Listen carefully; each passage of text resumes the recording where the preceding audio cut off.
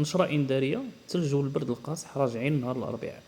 المديرية العامة للأرصاد الجوية يلا خرجت دابا بنشرة إنذارية برتقالية كتحذر من تقلبات جوية قوية بعد غدا الأربعاء. الثلج غادي يطيح مزيان في المناطق اللي فايتة 1700 متر، خصوصا في إفران، بولمان، صفرو، ميدلت، فين يقدر يوصل حتى 30 سنتيمتر.